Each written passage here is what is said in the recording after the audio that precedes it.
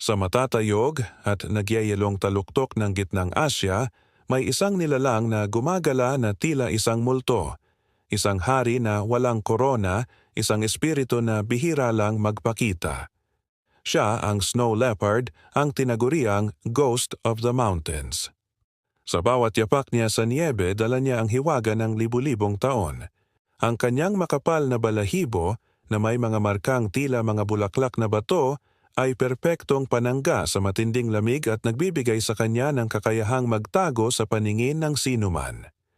Ang kanyang mga mata, puno ng dunong, ay nakasaksi sa pagbabago ng panahon, sa katahimikan at bagsik ng kabundukan. Ngunit ang kaharian ng multong ito ay unti-unti nang nanganganib.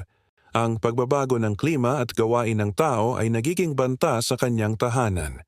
Siya ang snow leopard, ang espiritu ng kabundukan, ang multo ng niyebe, at ang walang hanggang paalala na ang kalikasan ay hindi atin upang sakupin, kundi atin upang alagaan.